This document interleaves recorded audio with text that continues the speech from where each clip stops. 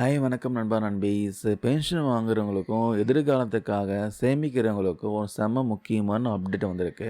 குறிப்பா national pension system சொல்ற என்பிஎஸ்ல ஒரு பெரிய மாற்றம் செஞ்சிருக்காங்க. இனிமே உங்க பென்ஷன் பணத்துல 80% பார்த்தீங்கன்னா கையில வாங்கலாமா? இந்த புது 80:20 ரூல்ஸ் வந்து என்ன சொல்லுது? அதே மாதிரி பிஎஃப் பென்ஷன் ரூ. 7,500 உயர்த்துறாங்களா? இந்த இன்ஃபர்மேஷன் எல்லாமே கரெக்ட்டா? எல்லாமே டீட்டெயிலா இந்த பதிவுல பார்க்கலாம். மிஸ் பண்ணாம பாருங்க. பென்ஷன் வாங்குறவங்களுக்கு ரொம்பவே யூஸ்ஃபுல்லா இருக்கும். முதல்ல என்பிஎஸ் பத்தி பார்க்கலாம். இதுநாள் வரைக்கும் என்பிஎஸ்ல ரிட்டயர்மெண்ட் ஆகும்போது மொத்த பணத்துல 60% தான் பார்த்தீங்கன்னா கையில் எடுப்பாங்க. மீதி இருக்க 40% பணத்துக்கு கட்டாயம் மாசம் மாசம் பென்ஷன் வர மாதிரி பாலிசி எடுக்கணும். அதுதான் இப்போ வரைக்கும் ரூல்ஸா இருக்கு. ஆனா இப்போ அந்த பிஎஃப்ஆர்டிஏ கொண்டு வந்திருக்க புது அப்டேட் என்னன்னா, அரசு சாரா துறைகள்ல அதாவது நான் கவர்மெண்ட் செக்டார்ல வேலை பண்றவங்களுக்கு இந்த விதிகள பார்த்தீங்கன்னா ரொம்ப ஈஸியா ஆக்கியிருக்காங்க. குறிப்பா வந்து 80:20 ரூல்ஸ கொண்டு வந்திருக்காங்க. அதாவது சில குறிப்பிட்ட நிபந்தனைகளுக்கு கட்டுப்பட்டு இனிமே வந்து நீங்க 80% பணத்த ரொம்ப ஈஸியா கையிலே எடுத்துக்கலாம் சொல்றாங்க.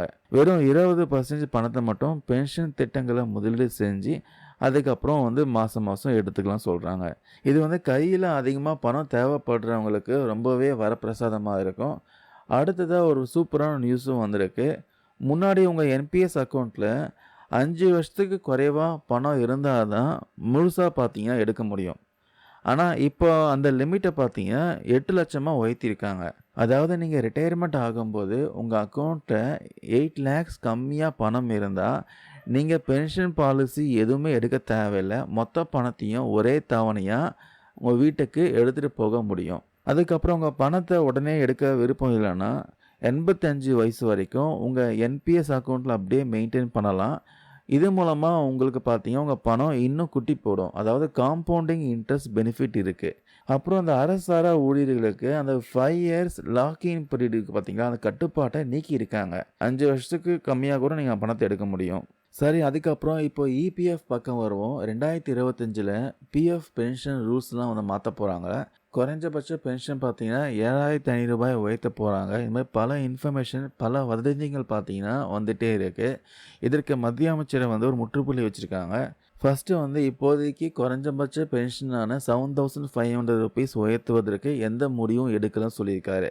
2வது விஷயம், புதுசா 50 வயசுலயே பென்ஷன் வாங்குற ரூல்ஸ் பார்த்தீங்கன்னா வந்திருக்குன்னு சொல்றது பொய்ன்னு சொல்லியிருக்காரு. ஆனா ஏற்கனவே இருக்கிற விதிகள் படி பார்த்தீங்கன்னா, நீங்க 10 வருஷம் சர்வீஸ் முடிச்சிருந்து வேலைய விட்டீங்கன்னா, 50 வயசுலேருந்தே பார்த்தீங்கன்னா, முன்கூட்டியே ஓய்வூதியம் இயர்லி பென்ஷன் வந்து வாங்க முடியும்னு சொல்றாங்க. ஆனா அதில பணம் குறைவா தான் கிடைக்கும்.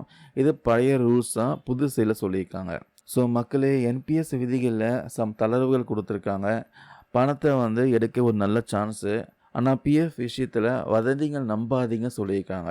உங்க எதிர்கால சேமிப்பு பார்த்தீங்கன்னா, நான் குடுத்த இன்ஃபர்மேஷன் ரொம்பவே யூஸ்ஃபுல்லா இருக்கும்னு நினைக்கிறேன். இதே விஷயமா டவுட் எதுனா இருந்தா கமெண்ட்ஸ்ல சொல்லுங்க. தேங்க் யூ நண்பா, நண்பீஸ்.